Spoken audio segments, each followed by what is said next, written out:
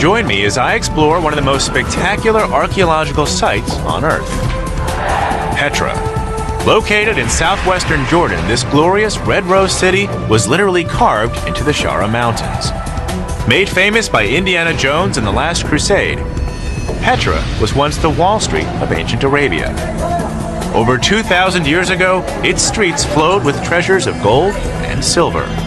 Just how did this majestic city become the center of wealth and power in the Arabian desert? To find out, right there, I used ground-penetrating radar to probe the site, examine Petra's only surviving manuscript, and gain rare access to go underneath Petra's most famous monument. We're digging for the truth. God, you can feel that in your shoulder. And we're going to extremes to do it. That's kind of spooky.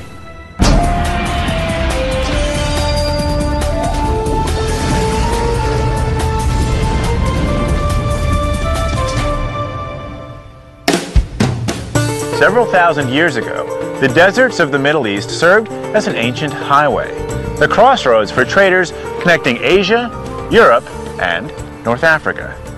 Hi, I'm Josh Bernstein. I've returned to the Hashemite Kingdom of Jordan to explore a city that was the center point of wealth and commerce in this region, the ancient stone city of Petra. From Jordan's capital Amman, it's a 120-mile journey south down to Petra. There's no greater way to see the desert landscape than to go by camel, but that could take several days.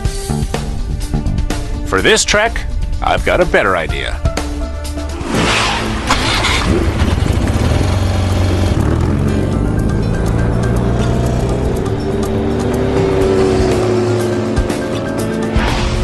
Built over 2,000 years ago, the ancient city of Petra lies hidden within 20 square miles of Jordan's Shara Mountains. Camel caravans brought precious trade goods from the Far East, Africa, and Europe into the mountain city. By modern estimates, scholars believe millions in gold and silver were exchanged at Petra, making the city's rulers incredibly wealthy and powerful. By the 2nd century BC, Petra was ruled by a monarchy known as the Nabateans. To gain a unique perspective on these ancient monarchs, I'm meeting a member of Jordan's Hashemite royal family. His Royal Highness Prince Murad Rad Al Hussein meets me at the city gates to guide me into Petra. So Josh, here, this is the beginning of the Siq. This is the gorge that will lead us into the center of Petra. Etched by centuries of wind and water erosion, the nearly mile-long Siq creates a natural fault in the Shara Mountains. The canyon walls reach up to over 25 stories in height. What does Petra mean?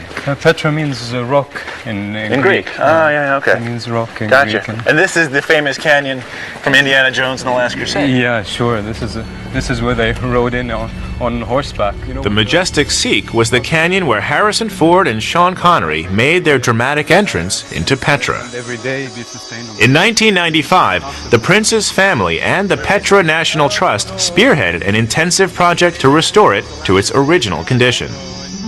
Over 1,000 years of sand and silt debris were removed, exposing the Siq's beautifully detailed stonework. The center, Josh, you got to take a look at this. This is really amazing. Do you notice anything on the rock face here? I see feet. Yeah, and there's a little bit more if you look carefully. Other feet. Okay, so here we have a man. Uh-huh. Well, these look like camel feet. Yeah, the legs unfortunately are missing. Yeah. Prince Murad tells me this eroded carving once fully illustrated a camel caravan. He believes the scene was etched here as a fitting tribute to the traders who made the Nabatean royals very rich. Their way to Petra. Yes, and those it's just representative of the trade, and the trade was so important to the Nabateans. Trade was their lifeline. So we're actually getting close to the city itself? Yeah, very close. It's just a little way down. We keep going? Yeah, let's go. The best is yet to come. As we near the end of the Siq, the prince explains the Nabateans created a majestic scene in the rock, designed to humble and impress all foreign traders who entered. Check this out, Josh. It's really the most beautiful thing in Petra. It's absolutely spectacular. Carved in the face of the Shara Mountains is Petra's most famous and impressive monument, Al-Khazna, better known as the Treasury. Towering over 13 stories in height, the facade is awe-inspiring. But what was it? And could ancient treasures still be found here today? Prince Mirat and I will meet again later, but for now, I'm heading into the Treasury Plaza. Have a wonderful journey in Petra. Thank you. I'll take it from here. Take it easy. I'm meeting Dr. Khairia Amar from the Jordan Museum. Hello, I've been waiting for you. Thank you for waiting for me. Khairia and I start by hiking up a mountain ledge overlooking the treasury, Great view. where she points out a feature on the top of the carved facade. Explains the name. If you look at the top, at the urn at the top, Got it. Yep. over right there, Okay. yeah, you can see there are poke marks all over. These are really bullet holes. There was a local belief that that urn contained a treasure in gold. And they called the building the Treasury. And they called the building treasury. Okay. And given the prominence of this location, this would seem to be like perhaps the best place to keep a treasure. Exactly. Khairia explains that according to one legend, the urn hid the treasure of an Egyptian pharaoh. Maybe some more. Another says that pirates from the Red Sea moved their booty to Petra and hid it in the urn. Okay. So people would fire weapons at the urn, hoping to break it like a piñata, and then the treasure would fall out. Exactly, yes. And has any treasure ever fallen out? No, it's just solid rock. We sure? Yes. Has any treasure ever been found there? Well, this building is a treasure. Okay, archaeologically speaking. Yeah. Shall we? In order to put the theories of hidden treasure to rest, Khairia and I head down to the treasury.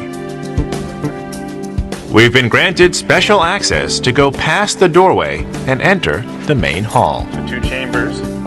Unlike the ornate facade, the interior of the treasury building is Spartan. One large, perfectly proportioned room flanked by 3 small antechambers. But creating this building was an incredible achievement considering it wasn't built, but carved into a sheer rock face. Khairia explains the entire structure was sculpted from the top down. So when they got to the ceiling level, they would make this opening come in to do the ceiling. You start at the roof, Yes. the ceiling, I guess, yeah, and then come down. And then come down. So they pulled everything from the top out that first little door Yes. until they got to the real door. And then when they got to where the doorway is, they would have another exit point. And these Experts believe nearly 60,000 cubic feet of rock was removed to create the interior chambers. Tough work for the artisans who carved this incredible monument using simple hammers and chisels. small. Today, the treasury is empty, with no markings or inscriptions to indicate its function. Khairia tells me that scholars have long puzzled over the true purpose of the treasury. And this mystery goes beyond this ornate structure. Very famous. Most of Petra's famed architecture resembles the treasury building. Beautifully decorated facades with simple, vacant interiors. Just what were these empty chambers used for? Petra is uninhabited today.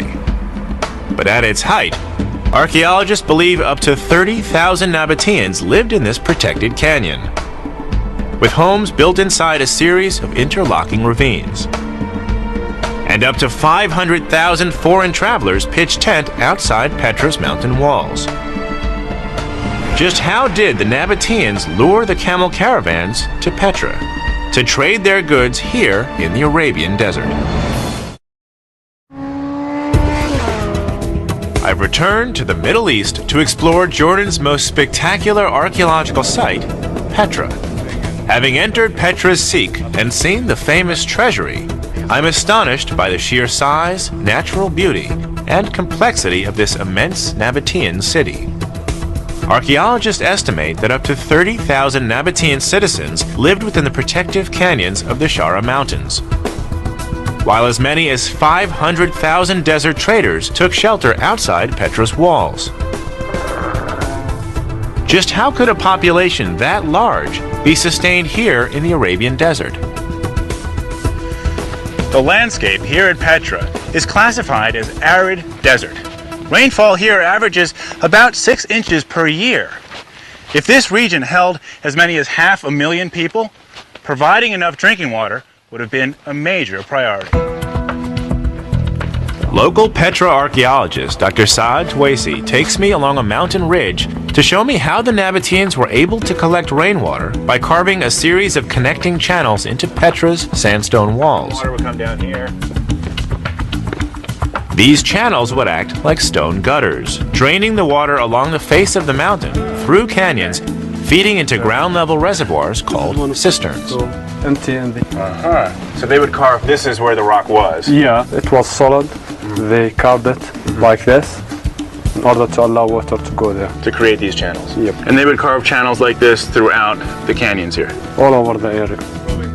Saad explains the channels were coated with a thin layer of stucco to keep the water clean and the channels protected from erosion. Sadly, most of these carved gutters have since crumbled from neglect. This is one of the Nabatean cisterns. Saad and I decide to get a closer look at one of the few cisterns still fed by rainwater today. Hello! Unfortunately, the eroding sandstone walls have fouled the water, making it undrinkable. You said I could possibly go down in there? Yes, you can. I have already... In order to calculate the amount of water this cistern would have held, I decide to climb inside the chamber and measure its depth. Alright, going in. Yep. They're all... Saad's brought along some climbing gear so I can descend into the cistern.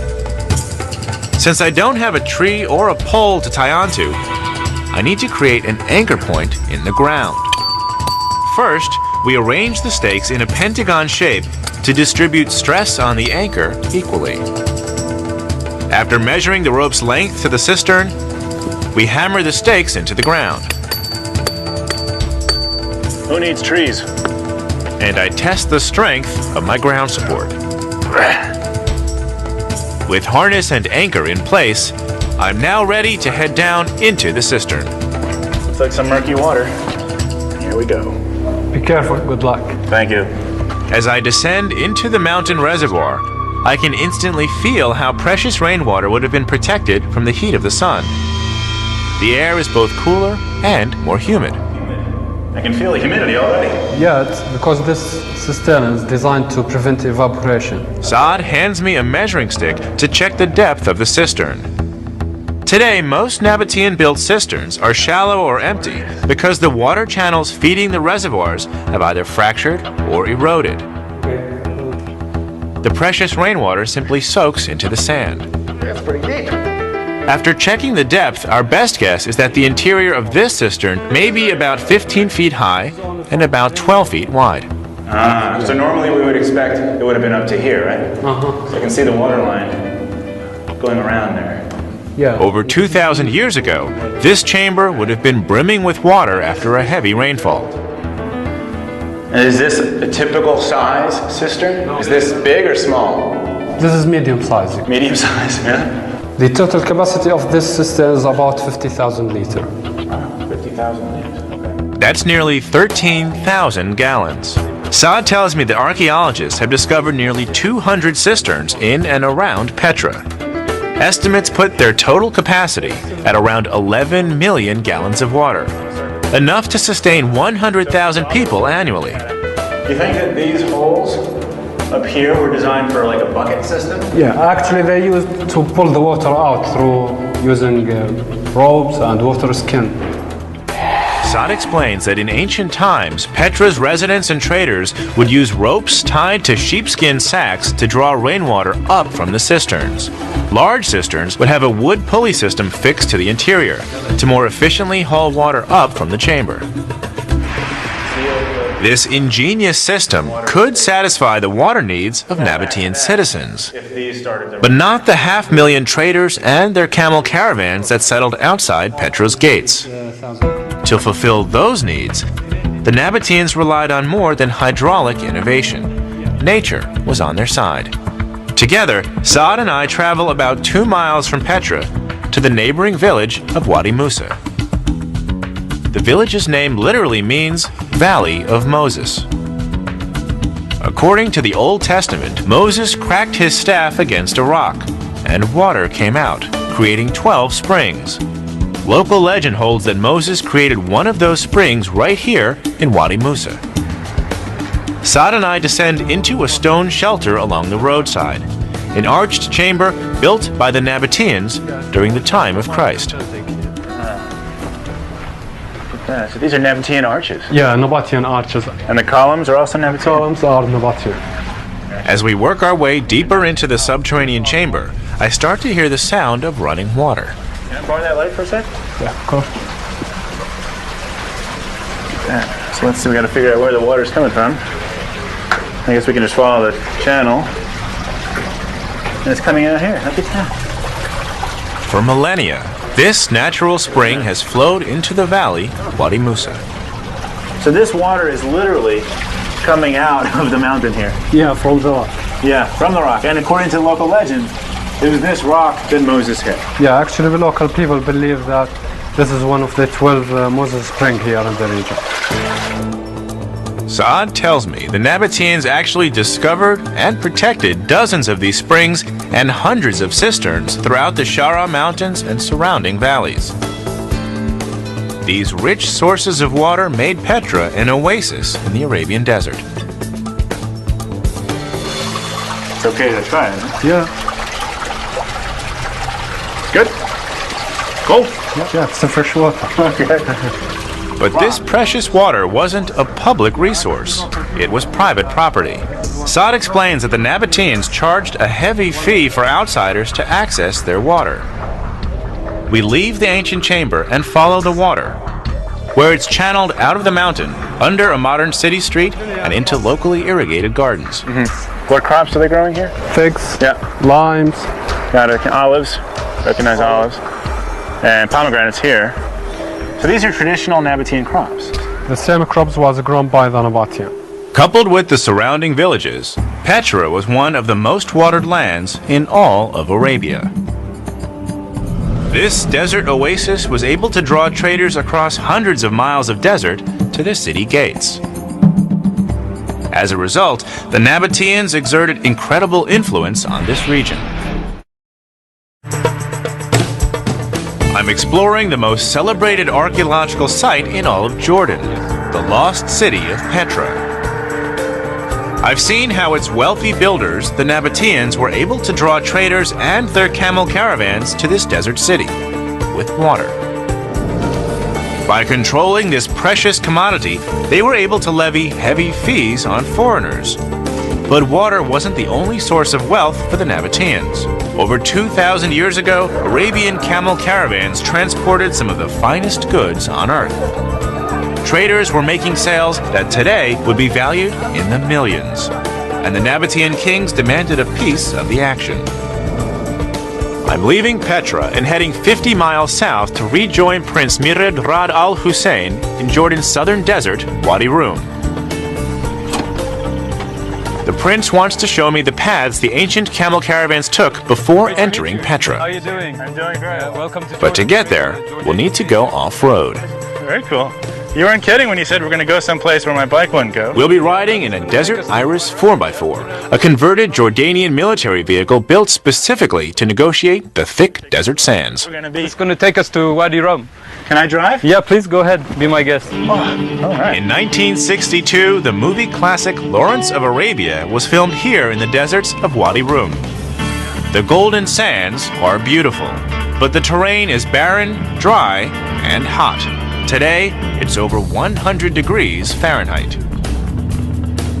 The well-watered Petra served as a welcome oasis for camel caravans traveling across ancient Arabia. Scholars believe the stone city was once the center of several trade routes, with caravans commuting from modern-day Saudi Arabia, Syria, Israel, and the Sinai Peninsula.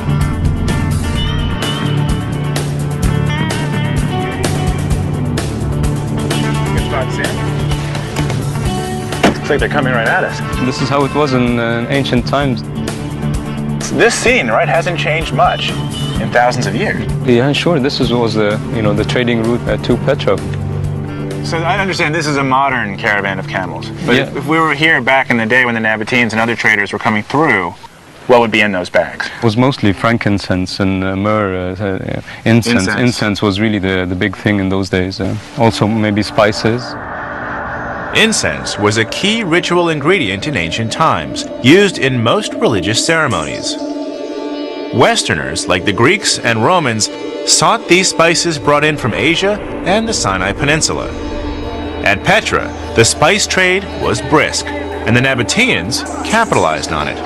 Along with the fees imposed on the traders for water, the Nabatean kings taxed every sale.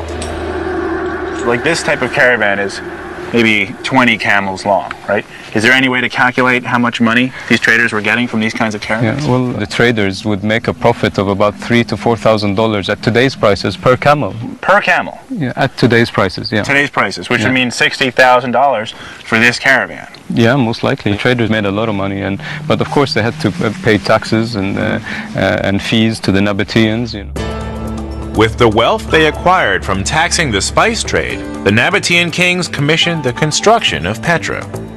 I rejoined Dr. Khairia Amar along the Street of Facades, a series of mountain chambers that dot the walls of Petra leading to the city center. Khairia explains the Nabatean kings could afford to hire the world's best architects and artisans to create Petra, some brought in from as far as Europe and North Africa.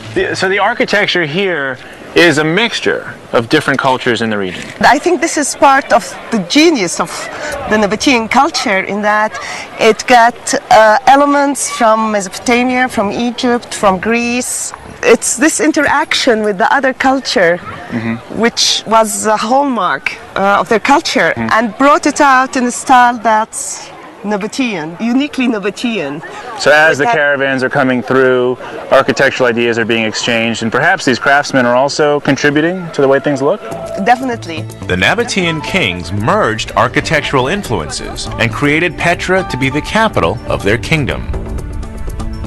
A kingdom that stretched from the Mediterranean Sea in the west to central Saudi Arabia in the east, covering an area of over 200,000 square miles.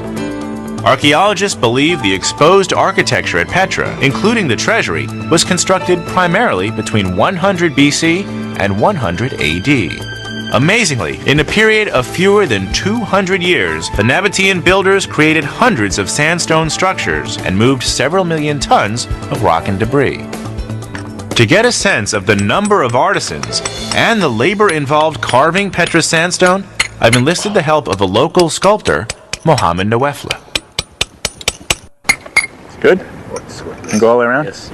I think a lot of people, when they first see Petra, their reaction, at least mine, was, no way. They didn't build this city, they carved it. And to get a feel for the stone here, Mohammed is actually showing me how to carve. This is an urn he made, this is an urn I'm working on, and we'll see how it goes. Keep going around? Yes. Okay. Using basic carving tools, my goal is to see how long it'll take me to shape this urn. But I soon discover that carving this rock isn't as easy as it looks. Yeah, I'll watch you do it. Just get a feel for it.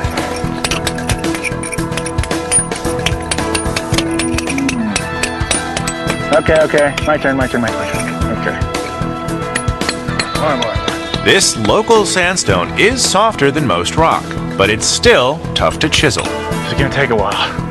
It's not that easy. I give it my best shot for over 30 minutes. God, you can feel that in your shoulder. The larger urn on the treasury would have been a lot more challenging. Slow and steady. Little by little, I shape the rock, and with each stroke, my respect grows for the carvers who created Petra. Haven't finished yet, but I made good progress. And that's with modern tools. The Nabateans would have used one of these. This was actually found here at Petra. But hitting the rock is pretty much the same. And this is for a small version of the urn, not the giant one that sits on top of some of these buildings. So my insight into Nabatean artistry, man, this is hard work. To create a city of this size, they would have needed hundreds, if not thousands of people doing what's very precise and hard labor. The Nabatean kings were so wealthy, they were able to hire hundreds of artisans to create their majestic masterpiece of stone, the Wall Street of ancient Arabia. Even today, evidence of Petra's ancient riches can still be found just beneath the desert sands. How do we know that the Nabateans were wealthy? Well, first, there's the spectacular city of Petra itself. And we have these. Nabatean coins which turn up in the sand after every rainstorm. Even after 2,000 years, their streets are lined with their money. I'm exploring Petra, the Red Rose city built by the Nabatean kings over 2,000 years ago. Driving through Jordan's southern deserts, I've seen the ancient spice trade routes that camel caravans took to reach Petra. Trade that made the Nabatean rulers rich and powerful. And I've chiseled the same sandstone ancient sculptors once carved from Petra's rock walls. The stone city sprawls over 20 square miles of the Shara Mountains, posing a huge challenge for local archaeologists. Where do you start your search for Petra's lost treasures? According to most archaeologists, only a small portion of Petra has been excavated, which means the majority of the city still holds hidden treasures. Well, thanks to the assistance of Digging for the Truth and some modern technology, you and I are about to get our first look at some unexcavated terrain. I'm meeting Dr. Bilal Khrisat from the Hashemite University of Jordan. Bilal is operating ground-penetrating radar, a survey device created to peer beneath the surface. It maps subterranean anomalies electronically. At our request, Bilal has conferred with local archaeologists to determine a potential dig site, thought to be an ancient Petra marketplace. But before any excavation can begin, he must first survey the ground using GPR. Right. How does it work? We have antenna which send pulses of electromagnetic waves in the ground. Some of these pulses are reflected and some are penetrated. They get lost actually. This is the radar unit right here. Yeah, this is the antenna of the radar. So it's sending a pulse into the ground. Yes, and then receiving this creates the image. Yeah, this machine which is in top, it collects from the antenna whatever is reflected and it shows it in a different waves. Whenever we have change in the material below the ground, then we can mark that change as an evidence below the ground. And you just push it. Yeah, once you push Slowly. it, it's very easy to use. You can try it actually. It's okay? Yeah. Are we collecting data? Bilal allows me to operate the GPR and instructs me to watch for any peaks on the radar screen. They'll indicate a solid formation underground. Normal speed. What if I hit a rock? Within seconds of pushing the device, I see something on the screen. Right there. Right? Right there was one. Bilal tells me the strength of the peak indicates something substantial underground. We mark the location both electronically and physically with a red flag. What do you think that could be? A tomb? No, Treasure? it could be a small wall. Small wall's nice. Yeah. Josh's wall. We're calling that Josh's wall. Not small wall, just Josh's Josh wall. wall. Okay, let's find the other side of the wall. We continue moving forward and again find another formation underground, not even 2 feet below the surface. Right there. Yeah. Great. Red. Big peak. Oh, nice Big discovery. peak. It's like not even half a meter down. Sure. Can we dig? No, you Come can't. on. It's like this far below the surface, and it's a strong red line. And you know what? Don't you want to dig? No, I don't right now. Bilal reminds me that the GPR serves as a mapping device and was created to be a non-invasive tool. However, the readings we're collecting today will be made available to archaeologists conducting future excavations at the site. Josh's tomb. In 2003, this same high-tech tool was used to survey the plaza in front of the treasury. What the GPR found can only be described as the greatest archaeological discovery ever made at Petra. I've returned to the treasury to meet Dr. Suleiman Farajat, Chief Archaeologist of Petra National Park. Suleiman led the 2003 excavation of the Petra Plaza. Using ground-penetrating radar, he uncovered a hidden chamber at the base of the steps.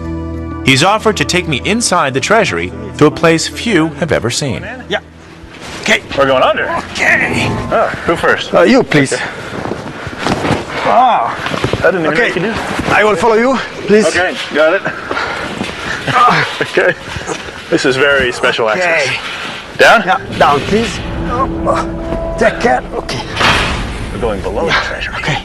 Follow me, please. This is so cool. Okay. Yeah. I'll follow you. Okay. Using GPR, Suleiman discovered evidence of a subterranean staircase. The courtyard of the treasury. After excavating, he discovered a door at the base of the steps. The door opened into chambers directly beneath the treasury. Wow, I didn't even know you could go under the treasury. Suleiman explains that when he entered the underground chambers, he immediately made a discovery that connected Petra back to the ancient spice trade that once fueled its wealth. Please. As we work our way through the cavernous rooms, Suleiman takes me to a collection of artifacts. Oh, pottery. Pottery, yes. This Nabatean pottery dates to around the time of Christ. This bowl was reconstructed from sherds and has a residue of incense burned onto its smooth surface, a charred remnant of ancient frankincense. Can I hold it? Yes, please. Along with bowls are figurines of Aphrodite, a camel, and oil lamps that once illuminated what Suleiman believes was a ceremonial chamber. We enter an adjoining room. It was here the mystery surrounding the treasury's true purpose was finally solved. Big room. Did you find anything in here? Yes, we found actually, for example, here we found a skull and a skeleton for a person. People were buried here. Yes. Suleiman and his team excavated remains of not one, but 13 skeletons underneath the treasury. After analyzing the bones and pottery, he believes that the skeletons are the remains of a royal Nabatean family. Yes. And back there? Suleiman says it was King Aretas IV who ruled Petra between 9 BC and 40 AD who buried members of his immediate family here. These subterranean chambers serve as a royal crypt. What does all of this tell us then about the treasury? The treasury was a mausoleum. Mausoleum? Mausoleum, yes. Suleiman explains the treasury was created to serve as a ceremonial chamber for the Nabateans, a ritual center to honor a king and his family. Now, having found additional evidence of burials and offerings throughout Petra, archaeologists can confirm these beautifully carved monuments were actually graves.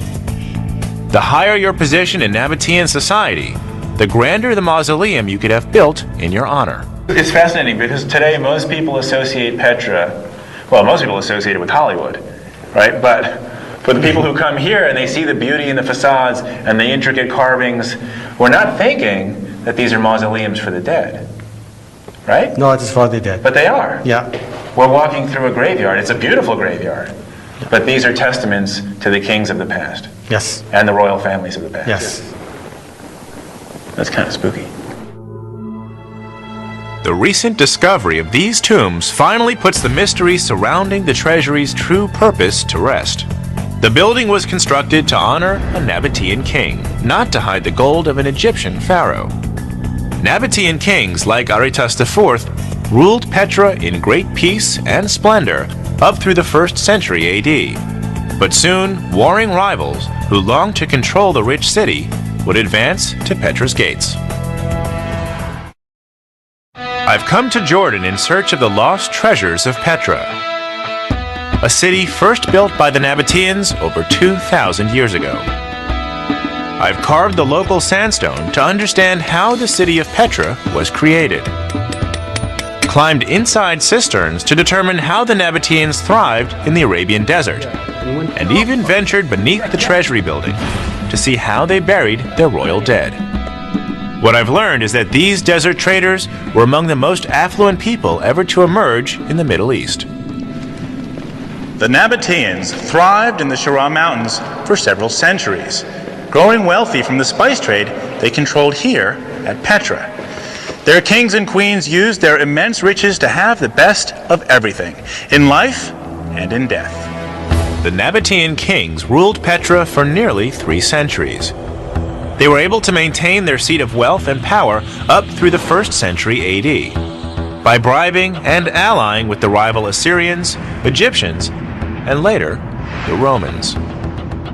Ultimately, their alliance with the Roman Empire would cost them control over the city. To find out why, I'm meeting Chris Tuttle, Assistant Director for the American Center of Oriental Research. Chris explains that the emperors of Rome had long coveted the Red Rose City.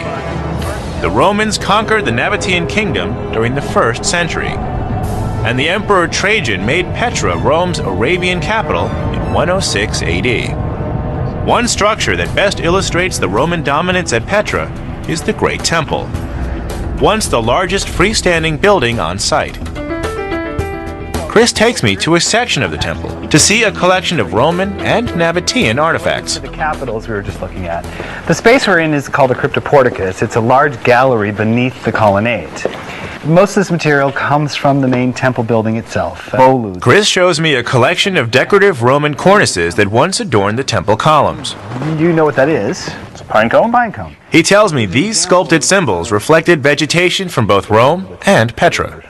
So we have acanthus, we have vines, we have pine cones. Pomegranates and poppy seeds. Right. Stacked next to Chris, I notice a curious pile of stone balls. These are a type of weapon. Yes. They're called ballista balls. Would you throw them? Well, they would have been lobbed using a catapult-like piece of war machinery called a ballistae. Ah, okay. And we think they were stockpiled in anticipation of a possible conflict. Chris explains that the ballista balls were actually found buried beneath the floors of the temple. They were created by the Nabateans during the 1st century AD, the time of transition with the Romans. While these projectiles were clearly made for defense, they were never used. Chris says that the physical evidence of warfare at Petra is both scant and ambiguous. Most archaeologists believe the Nabatean rulers negotiated a peaceful settlement with the Roman Empire.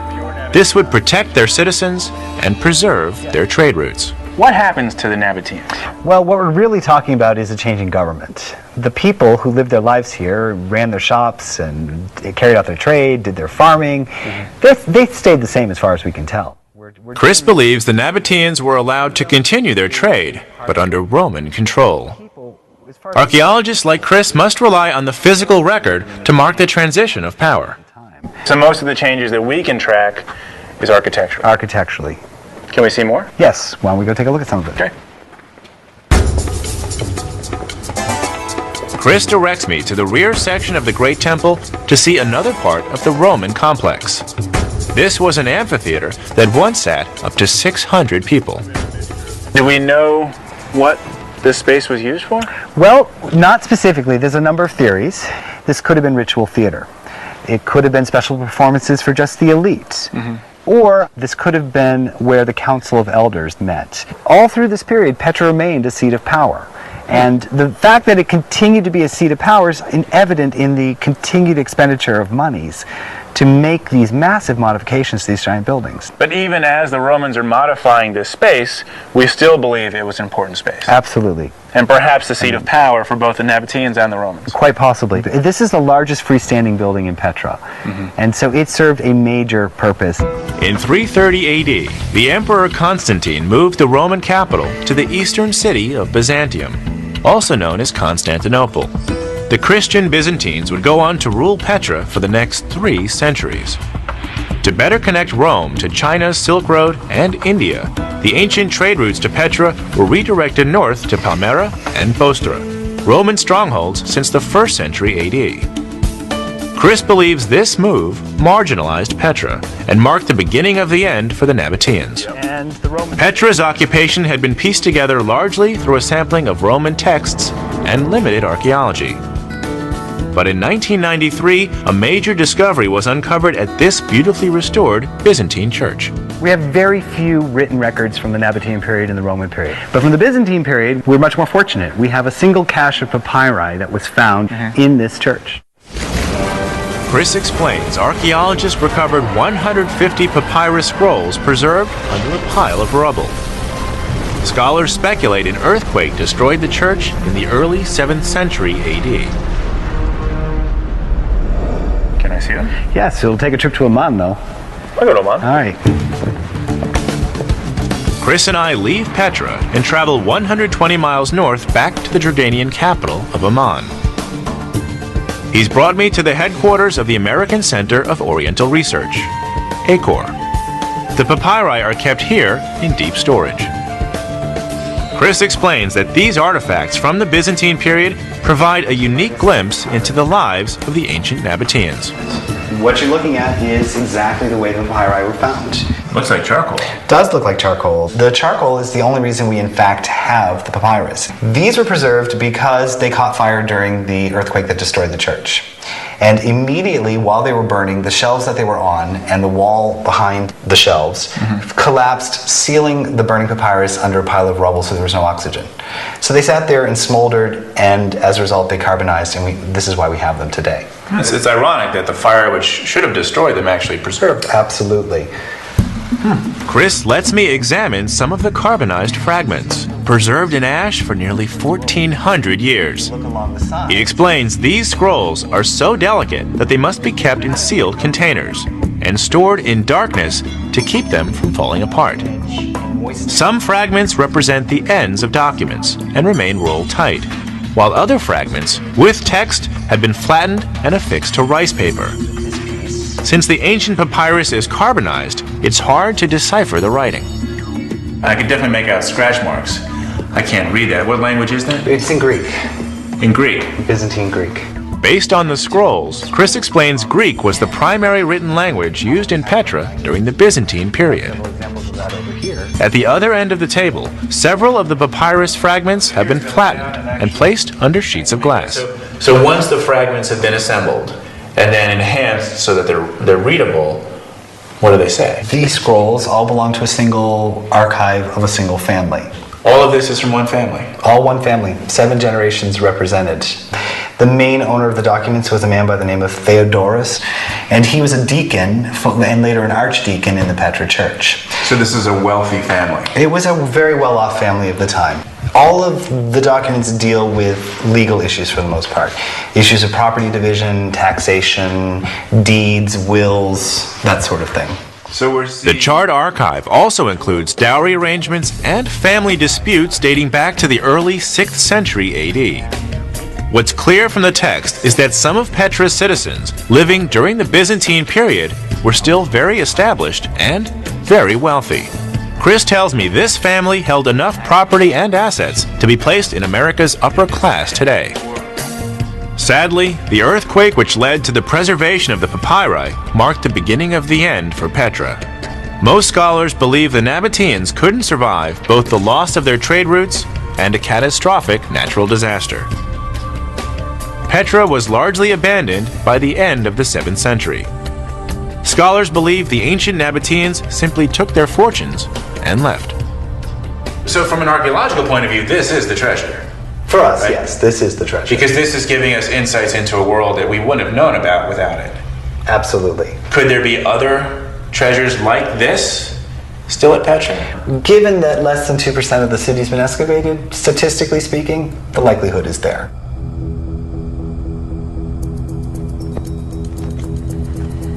Built by the Nabateans over 2,000 years ago, Petra still stands as a great symbol of lost opulence and power.